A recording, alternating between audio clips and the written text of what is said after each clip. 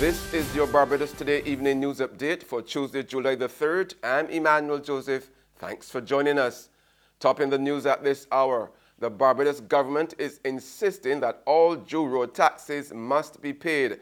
However, Minister of Transport, Works and Maintenance, Dr. William Duguid, told a news conference at government headquarters this afternoon that arrangements have now been made with the Barbados Revenue Authority for outstanding road taxes to be paid in installments. Duguid was speaking at the joint news conference involving Acting Prime Minister Santia Bradshaw and Acting Minister of Finance Ryan Strawn to clarify payment issues surrounding the abolition of the National Social Responsibility Levy and the road tax. Some motorists were led to believe they did not have to pay their road taxes if they had expired only days or weeks before the July 1st abolition date or if their vehicles were off the road. Now, we empathize with people, especially people who only have 3 days or 4 days and feel hard done by the fact. But road taxes remain due, and we expect people to comply and pay their road tax. And further, we expect people to comply and pay their insurance as well. And we'll be putting matters in place and facilities in place to confirm that people pay their insurance. And we also intend to go towards a sticker which we'll be putting on the rear plate of your car. And that sticker will be proof that you would have paid your insurance as well. And we're going to go further, and in due course, we're going to actually be able to mail that sticker to you with the registration card, so you actually wouldn't have to come and line up at licensing authority so that you could get that. Minister Duguid also revealed that he will be presenting a paper to Cabinet next week, Thursday, for its consideration to start work on a series of road repair projects thanks to a multi-million-dollar loan from the Inter-American Development Bank. Now, the IDB program, we just had a meeting actually with the contractor who won the contract for about 4 of 5 of those roads. Is that right? 4 or 5 of those roads. And as soon as I can get that information paper to Cabinet, which should be coming next week, Thursday, and Cabinet gives me the approval to sign off on those contracts.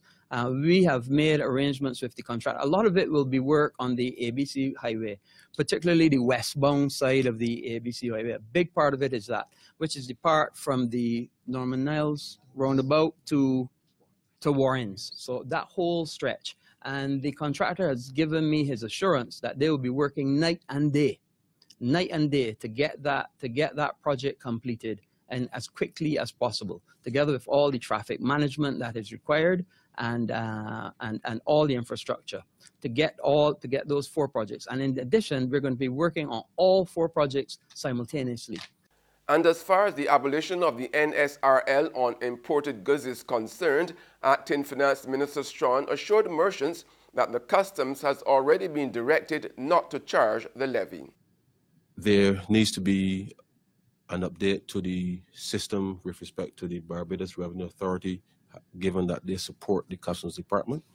And so therefore, those will be made overnight because, as you can imagine, given the directive that was there before, the goods that would have been landed last week would have still reflected, obviously, the 10%, given that that was the principle that was being followed. And so therefore, given that that was inconsistent with what the law actually says, we're going to make those adjustments overnight just to make sure that those persons with goods in the port, that they can actually clear those at 0%, given the repeal of the levy. Police are investigating a stabbing incident that occurred this morning at Longsford Place, Waterford, St. Michael, in which a middle-aged woman sustained multiple injuries but escaped with her life.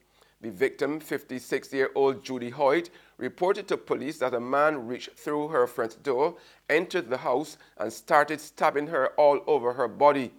Police Public Relations Officer Acting Inspector Rodney Innes said Hoyt complained of stab wounds to both her hands, fingertips, head, and neck.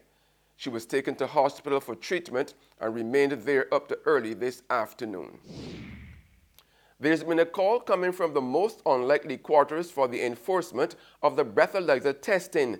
Managing Director of Mounts Gay Distilleries Limited, Raphael Gressoni, told Barbados Today that as the crop over season intensifies, he hopes the new government will ensure enforcement of the recently amended Road Traffic Act.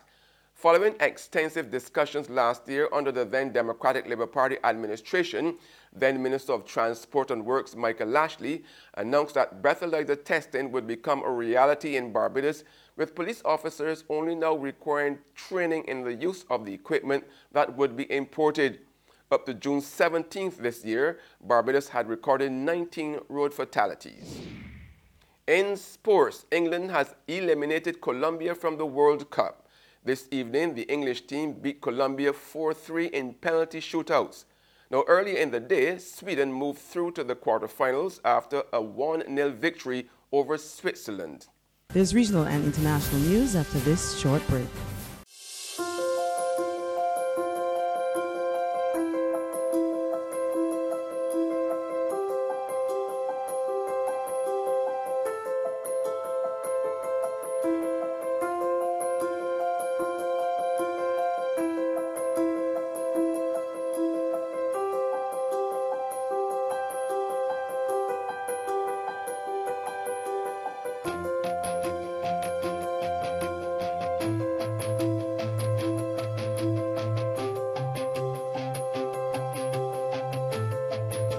Barbados Today, news you can trust. Welcome back with news from the region now. The Caribbean Court of Justice will see a change in leadership from tomorrow. That's when Justice Adrian Saunders is sworn in as the third president of the Trinidad-based CCJ to succeed Sir Dennis Byron, whose term ends today. The transition will take place as part of the activities before the 39th regular meeting of the Conference of Heads of Government of the Caribbean Community CARICOM at the Montego Bay Convention Center in Jamaica.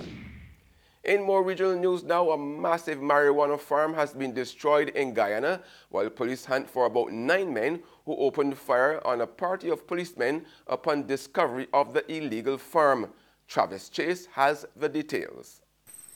Police acting on intelligence at Underneaming Sandpit Backlands on the Essequibo coast say they uprooted and destroyed more than 12,000 marijuana plants, over 500 pounds of marijuana, seized 2 12-gauge cartridges and 5.38 spent shells, along with 2 live cartridges, which were all found in the marijuana camp at Underneaming over the weekend. Commander of the Police G Division Superintendent Kali Parshram said his ranks were fired upon when they entered the marijuana camp. It was an intelligence-led operation. Ranks were on foot patrol in the Underneaming Backlands. That's about 10 miles off the main public road when they observed a camp with a group of men. On approaching the camp, they were fired upon. They took the evasive action. The men on firing upon the police fled into the nearby bushes. They were pursued diligently by the ranks. One was captured while the other made good their escape. And on the international scene, budget airline Ryanair has repeated calls for the European Commission to take urgent action over air traffic control strikes after it says it was forced to cancel some 1,100 flights last month. More in this Euronews report. It's another month of misery for travellers flying Ryanair. The Dublin-based carrier says more than 1,000 flights have been cancelled for the second month running. In June, air traffic control strikes over 4 weekends, as well as staff shortages in the UK, Germany and France, caused more than 200,000 passengers to face flight cancellations. Now the International Workers' Federation Union is warning of striking if cabin crew aren't treated better. Meanwhile, the union representing pilots in Germany has agreed with Ryanair's management to continue negotiations this month, even though they could strike later on. And that's news and sports. But for the very latest, visit our website at www.barbadostoday.bb. You can also subscribe to our e-paper, email updates, or like us on Facebook. And sign up for breaking news alerts via WhatsApp. We are also on Izumi Media in bus terminals, as well as screenplay at supermarkets and gas stations near you. You can also hear us on Mix 96.9 FM. I'm Emmanuel Joseph. Have a fantastic evening.